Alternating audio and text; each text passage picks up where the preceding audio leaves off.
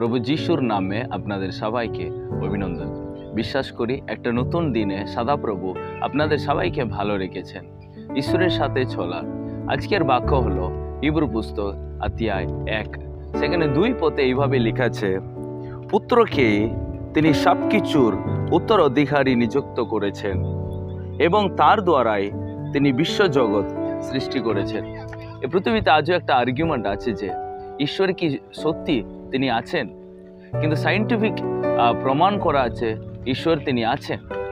কারণ একটা জিনিস একটা জায়গা থেকে নড়তে গেলে বা সরে যেতে গেলে এমনি যাবে না, তার লাইফ ছাড়া একটা জিনিস সরতে যাবে না।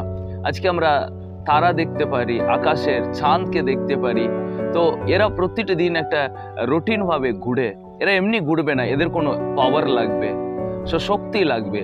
শক্তি লাগবে মানে ওখানে জীবন থাকতে হবে। জীবন ছাড়া একটা জিনিস একটা জায়গা থেকে সরতে পারবে না। যদি বলতে গেলে গাছপালা, একটা ফুল কি করে একটা গাছ উঠছে, বৃদ্ধি হচ্ছে, ফল দিচ্ছে, অবশ্যই সেখানে আরেকটা শক্তি আছে, সেটা হচ্ছে লাইফ, সেটা হচ্ছে জীবন। জীবন ছাড়া কোনো কিছু জিনিস এই পৃথিবীতে একটা জায়গা থেকে একটা জায়গা সরতে পারবে না বা নড়তে পারবে না, তো কিছু হবে না। আজকে পৃথিবীতে আপনি যদি মাটিতে যা কিছু বীজ বপন করবেন, ওই মাটিতেও লাইফ যদি না থাকে, ওই বীজ কোনো ফসল দিতে পারবে না। ঠিক প্রিয়, ওটাই এখানে লেখা আছে হিব্রু পুস্তকে।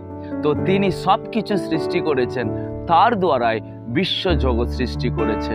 আজকে আমাদের এই পৃথিবীতে এই লাইফের যদি আমরা আমাদের জীবনের সব কিছু সামলাতে ঈশ্বরের কাছে আমরা সমর্পণ করব, আজকে আমাদের জীবনটাকে তিনি সামলাতে পারেন, আমাদের জীবনটাকে তিনি লাইফ দিতে পারেন।